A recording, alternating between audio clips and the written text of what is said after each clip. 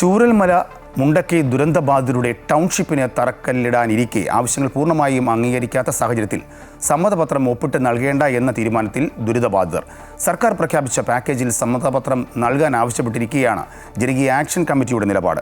ദുരന്തബാധിതരുമായി collector കൂടിക്കാഴ്ച നടത്തിയെങ്കിലും 21 പേർ മാത്രമാണ് സമ്മതപത്രം നൽകിയത്.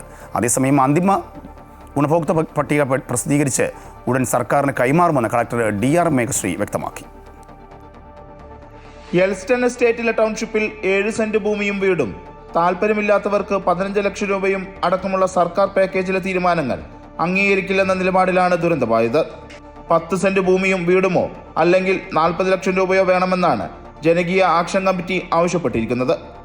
ഇത് അംഗീകരിക്കാത്ത സാഹചര്യത്തിൽ സമ്മതപത്രം ഒപ്പിട്ട് നൽകില്ലെന്ന് ജനകീയ ആക്ഷൻ കമ്മിറ്റിയിലെ ദുരന്തബാധിതർ കളക്ടർ വിളിച്ചു ചേർത്ത യോഗത്തിൽ വ്യക്തമാക്കി.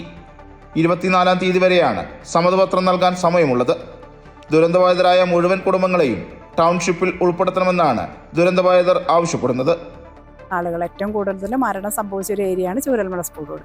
ആ സ്കൂൾ റോഡിൽ ഒരു വീട് പോലും ഇല്ലാതെ അത്രയും മനുഷ്യർ മരിച്ചു പോയ ആ സ്ഥലത്തേക്ക് പടവെട്ടിക്കുന്നിലേക്ക് ആ 37 കുടുംബങ്ങൾ ഒരിക്കലും പോയി താമസിക്കുക എന്ന് പറയുന്നത് പ്രായോഗികമല്ല. ഒരു മനുഷ്യന് അതിലെ കടന്നു പോയിക്കൊണ്ട് അവിടെ താമസിക്കാൻ ഒരു തരത്തിലും കഴിയൂല. അപ്പോൾ ഈ ലിസ്റ്റിൽ നിന്ന് ഇങ്ങനെയുള്ള കുറേ ആളുകൾ ഒഴിവാക്കപ്പെട്ടിട്ടുണ്ട് എന്നുള്ളത് ഒരു യാഥാർത്ഥ്യം തന്നെയാണ്.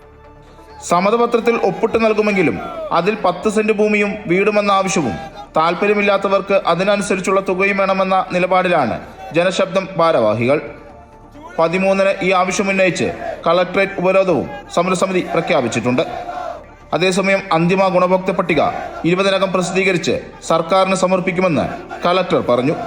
നടത്തി യോഗം കൂടി തീരുമാനം എടുത്തിട്ടാണ് 2B ലിസ്റ്റ് ഫൈനൽ ലിസ്റ്റ് നമ്മൾ പ്രസിദ്ധീകരിക്കുന്നത്.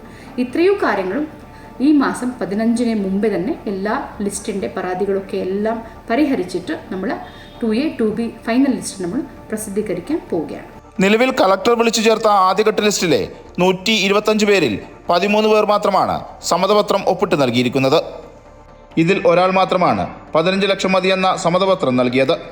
27-ന് കൽപ്പറ്റയിലെ ടൗൺഷിപ്പ് പദ്ധതി ആരംഭിക്കാനാണ് സർക്കാർ തീരുമാനിച്ചിരിക്കുന്നത്. അമൃത ന്യൂസ്, വയനാട്.